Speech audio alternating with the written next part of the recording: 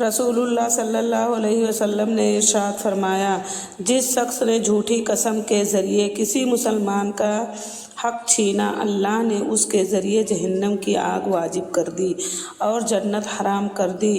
ایک شخص عرض کیا، یا رسول اللہ صلی اللہ علیہ وسلم، اگر وہ معمولی سی چیز ہو تب بھی اس پر جنت حرام ہے؟ آپ صلی اللہ علیہ وسلم نے فرمایا، خواہ وہ بیلوں کے درخت کی ایک چھڑی ہی کیوں نہ ہو۔ نبی کریم صلی اللہ علیہ وسلم نے فرمایا کہ ایک شخص کا انتقال ہوا، قبر میں اس سے سوال ہوا، تمہارے پاس کوئی نیکی ہے؟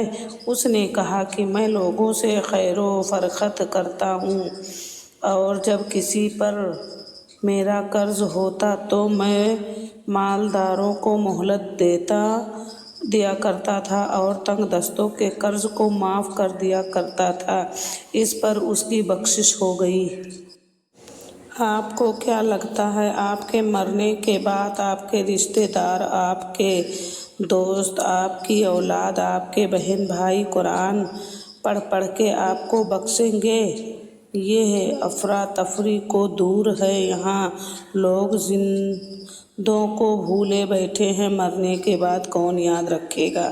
اپنی آخرت کی فکر خود کریں، اپنے لیے قرآن خود پڑھیں، یہی عقل مندی ہے، اور اپنے ہاتھ سے صدقہ خیرات کر کے رخصت ہوں۔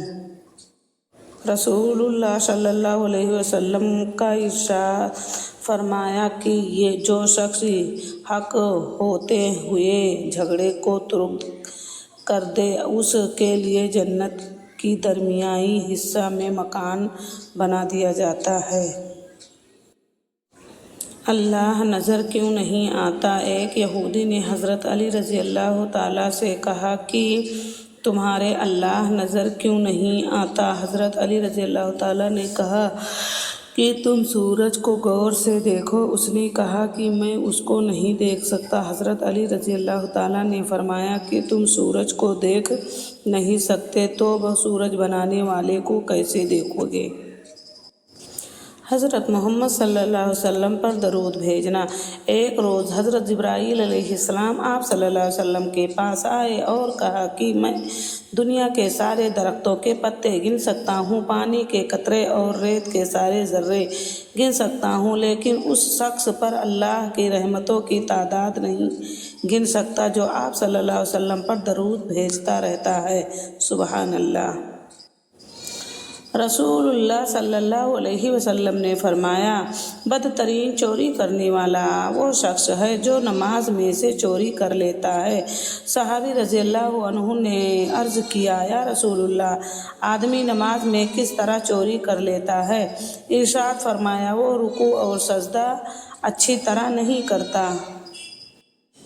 رسول اللہ صلی اللہ علیہ وسلم نے فرمایا، بے شک تمہارا رب اپنے بندے کو توبہ سے اس شخص سے کہیں زیادہ خوش ہوتا ہے کہ جب کہ اونٹ ایک بہت بڑے جنگل میں کھو جائے اور وہ اسے ڈھونڈتا ایک جگہ لیٹ جائے اور اپنی موت کا انتظار کرنے لگے کہ اب پانی کا بھی آسرا نہیں اور اونٹ کا بھی نہیں، اونٹ بھی گیا۔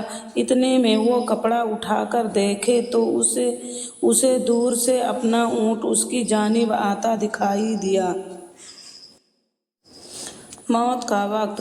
رسول اللہ صلی اللہ علیہ وسلم کا ارشاد ہے، میں ایک ایسا کلمہ جانتا ہوں کہ اگر موت کے وقت کوئی شخص اسے پڑھ لے تو اس کی روح راحت اطمینان کے ساتھ اس کے جسم سے نکل جائے گی۔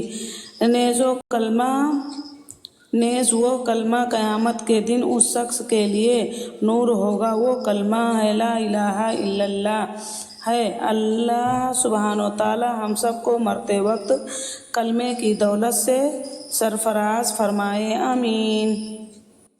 صدقہ سے عمر میں اضافہ۔ رسول صلی اللہ علیہ وسلم نے ارشاد فرمایا، مسلمان کا صدقہ اس کی عمر میں اضافہ کرتا ہے اور بری موت سے بچاتا ہے، اور اللہ تعالیٰ اس کے ذریعے تکبر اور فخر کی بیماریوں کو زائل کرتا ہے۔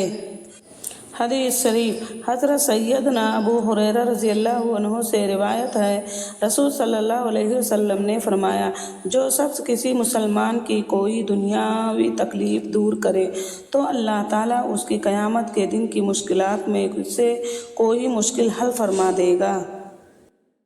رسول اللہ صلی اللہ علیہ وسلم نے فرمایا، اللہ تعالیٰ فرماتے ہیں، میرے ذکر کے لیے وقت نکالو، میں تمہارے کاموں میں برکت عطا کروں گا، ورنہ دنیاوی کاموں کی کثرت تم پر اس قدر مسلط کر دوں گا کہ تمہیں فرصت ہی نہ ہوگی اور سکون سے محروم ہوگے۔